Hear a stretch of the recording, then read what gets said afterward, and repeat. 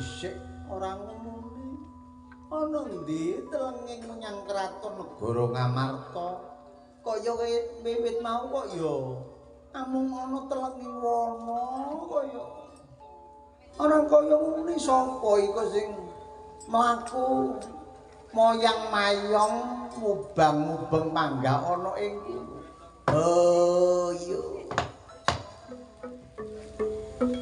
Anyerasaken Bambang Priyambada ingkang badhe tindak dhateng kraton negari Ngamarta upaya Suderma nira kakung.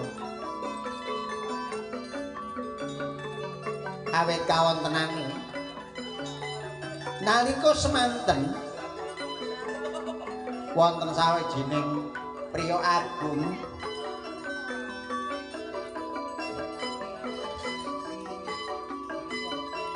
ingkang lagi mikat peksi kutut dhateng ing Sanja Desa.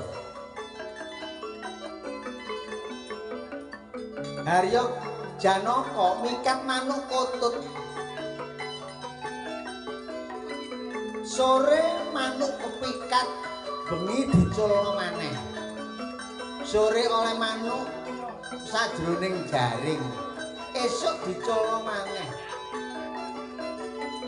Amarga Harya Janaka durung kersa bali menyang gone kasatriyan. Madukara engkira ngono nanduk rasa tresna marang ibuning Bambang Priyambada. Sareng wijining Bambang Priyambada sampun dewasa pamit dhateng ingkang ibu.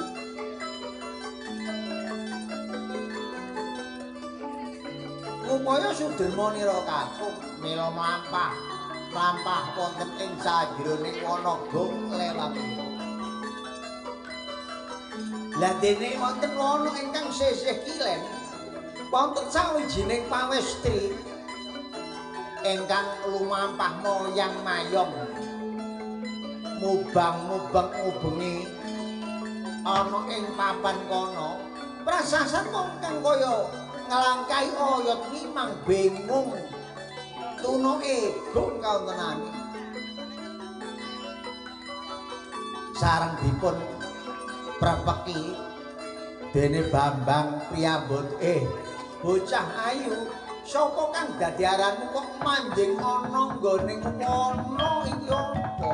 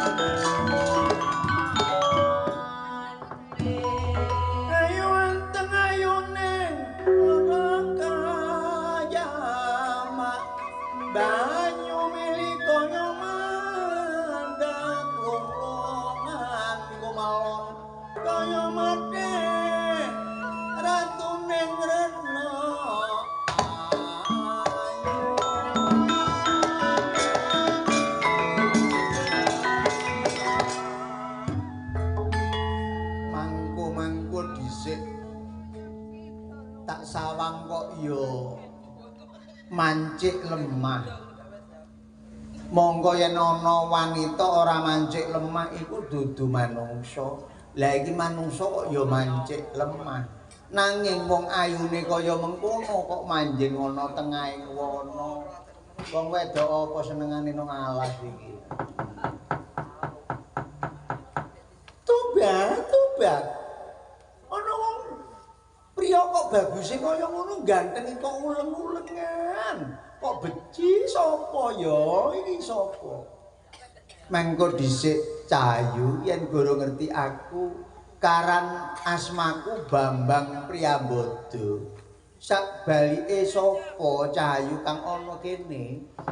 Mengko dhisik ya Raden Bambang Priyambada. Asmaku ngono sesile Dewi.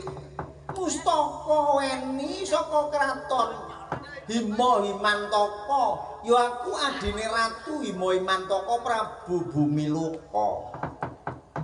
Mangko dhisik tak sawang saka kadohan Dewi Mustaka weni kok ya mubang-mubeng ana kene lumaku mandhek mayong sak temene apa tujuanmu wong yen kene iki yen atik nggawa sisik melik sing duduk duweke digawa ing kono prasasat kebingungan kaya nglangkai oyot mimang aja semon-semon aja ngaran-ngaran aja nuduh jare sapa aku iki nggawa sisik melike wong liya tak gawa aku duduk wong kemilikan aku duduk wong kemilikan aku ngono adine ratu sugih ora butuh apa-apa aku ngono kena ngendika sing kaya mangkono ora dadi apa tapi wis dadi adat biasae alas kene iki sapa sing kemilikan donyane liyan bakal kebingungan kaya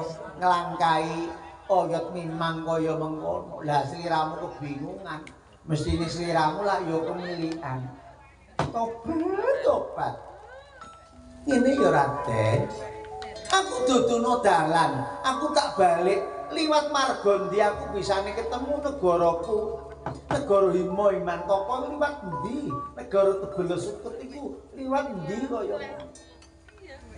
yen tak dudu ana cahya ana wetan kono kok parani ya panggah kowe mumet ana kono lah syarate kowe ora mumet ae kono kuwi umpama wong kemilikan balekno apa sing tok gawa balekno donya barang apa sing kok karepno iku selen kowe engko bakal ora bakal kebingungan ana tengahing wana kene aduh bilah Bambang Priyambada ya pancen kepara nyata kon gelem dudun aku bali apa gak aku ora bisa nuduhake dalan ndi sing aran menyanggoning negara Hima Himantaka aku ora ngerti nanging yen sliramu gelem ngaku bloko marang aku apa sisik melik sing kok gawa ing kono nerontong dalanmu padang jinglang bakal ketemu negara Hima Himantaka wadyalah Raden kon iki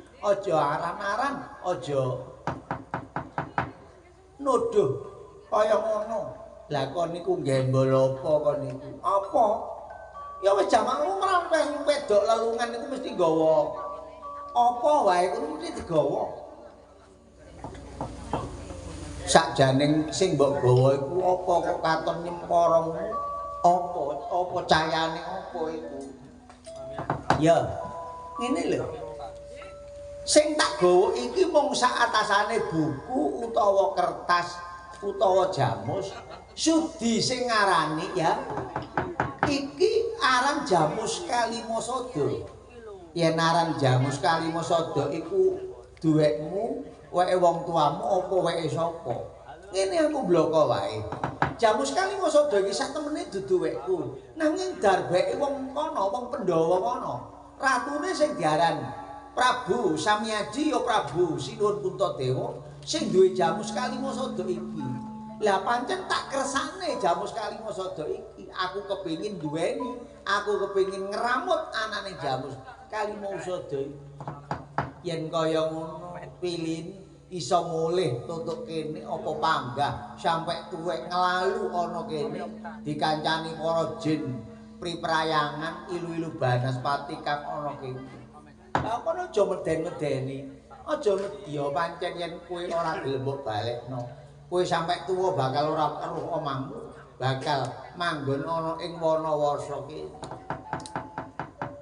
Lah dialah senajan tetep tak ugemi. Tetep tak ugemi Jamus Kalimasada yen kaya mangkono tak jaluk wae Jamus Kalimasada aja meksa wong meksa iku ora apik wong iki darbekku kok peksa karo ngene wae yen pancen dina samengko Jamus Kalimasada ora oleh tak jaluk prasasat kon maneni Bambang Priyambada.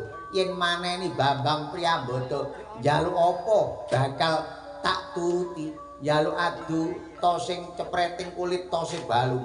Bakal waduh. Bambang Priyambada marah sepiro kasudibyan kaprawiran gara-gara Dewi Mustakaweni pendekare wong Imantaka tak candak rambutmu tak jambak tak kipatno ora dadi manungsa sliramu.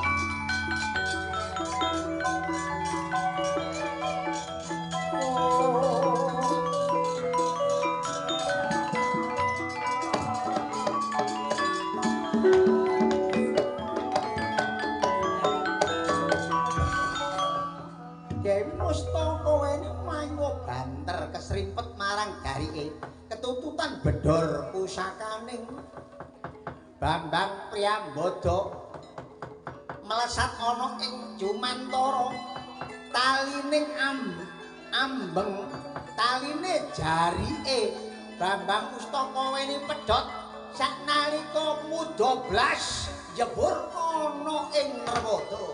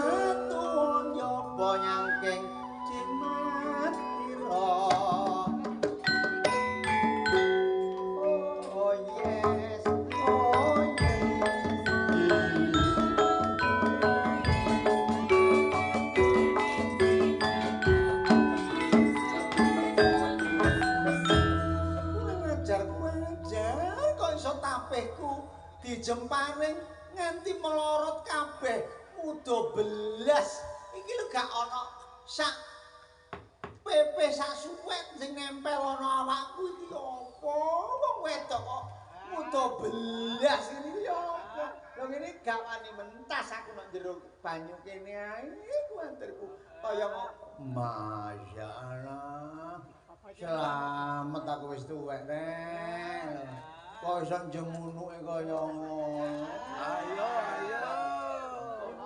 ajak teman-teman lho ya apa dong kok jaman amenku biyen badadadada berasa ae ya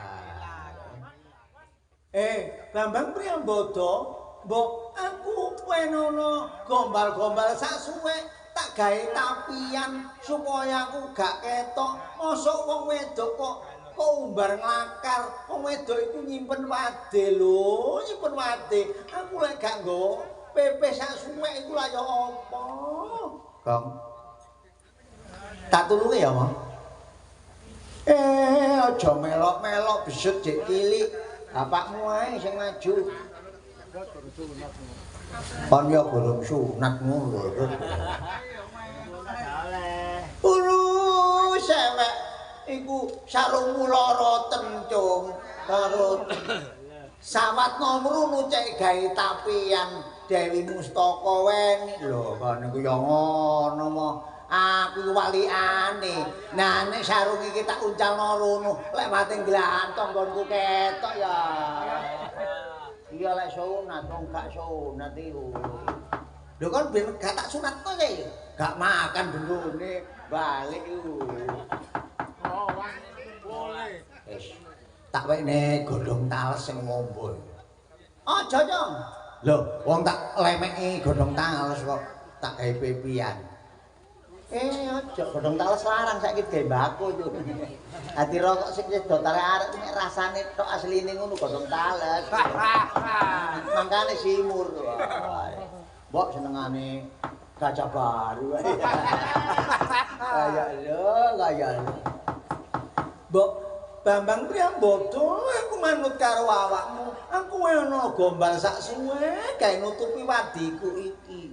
Ya yen kaya mangkono aku gelem menehi gombal sak suwek kanggo tapian nanging kanane jamus Kalimasada weneno aku kaya ngono ya yen kaya ngono tak weneno jamus Kalimasada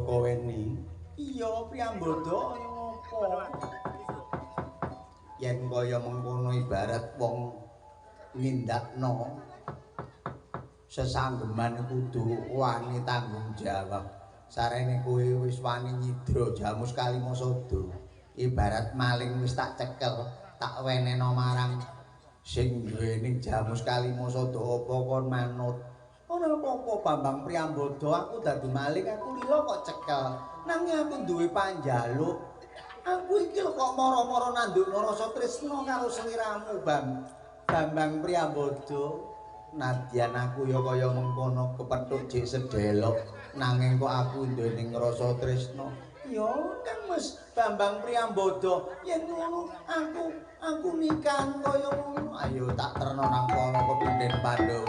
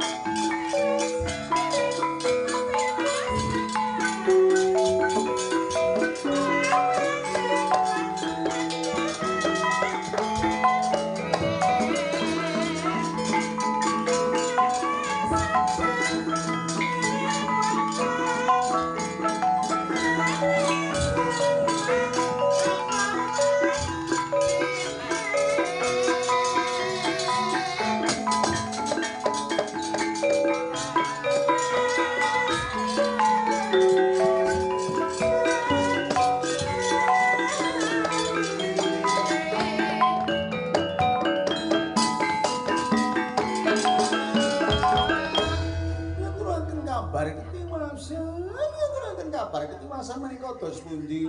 Sinuwun menika jamu sekali masada ingkang dipun tenastanipun jenenganing Kanjeng Ibu Kuntinali Brata nanging Katidra Duratmaka menika kados pundi? Waduh. Jamu sekali masada Katidra Duratmaka. Inggih, Prabu pun kasinggihan dawuh ngaten. Wis Kong, sereten mlebu Kong. Seret mlebu. Wis tenang ae wae tak jae mlebu. Ayo mlebu kene. Wis kene, ayo. Mlebu kene. Rek, ayo rek.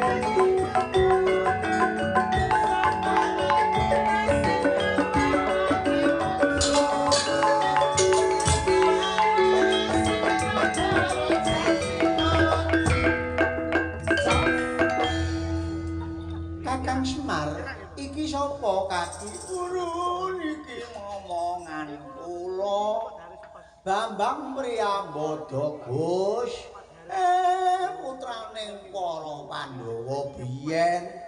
Kakang Semar iki putraning sapa? Putraning sapa? Sing kula tatotaken mikat kutut rumiyin mboten purun mulih-mulih ngene iki anake niku. Rumangsaku sing seneng mikat kutut iku lah Adi Janaka. Leres kaya ngoten niki anak Janaka. Gus. Lho, kok bocah iki nggawa jamu sekali masada mongko kandhani jamu sekali masada ana sing nyidra. Raden matur Raden. Sinuwun ngapunten nggih sinuwun. Inggih menika kula tasih nembe niki pirsa asmanipun jamu sekali masada. Nanging jamu sekali masada wau karebat dipun cidra Dewi Mustaka Weni. Saged kula rebat jamu sekali masada amit kula emut menawi menika kagunganing punden para Pandhawa. Oh, ya syukur kaya mengkono dadi jamu sekali masada dicidra Dewi Mustaka Weni. Nuwun kasinggihan mekaten Kanjeng Mbok. Oh, ya. Yen malinge wis kecekel iki bakal tak wenehi paukuman. Dihukum napa, Gus? Wah, aku sing bagian ngukum. Adisena dihukum kaya ngapa? Iya, Yayi, dihukum apa, Yayi? Kakang Werkudara dipun hukum napa? Kakang Sena dipun hukum napa? Kakang Sena dipun hukum napa? Guru dihukum napa, Ndara Gedhe? Semar. Iki kabeh Werkudara sing menehi pamu. Ayo, Adisena, para hukum apa? Dewi Mustaka Weni. Ya ndelok gandeng renteng sing kaya ngono, tak hukum gantung. Lho, kok dihukum gantung? Ya tapi gantung kawin ya. Waduh, gampang nglakoni iki rek. Dewi Mustaka Weni oleh Bambang Priyambada. Nggih dipun apura Manadyanto. Menika mujudake Bambang Priyambada sampun nandukaken dharma bekti awit pancen putraning Arya Janaka. Janaka Kakang Nalendra wonten kasinggihan dawuh dalem. Jirukti sarana becik adeking Candhi Saptaarga iki wis bisa rampung kanggo papan sesucining para Pandhawa leluhurna para leluhuring Pandhawa.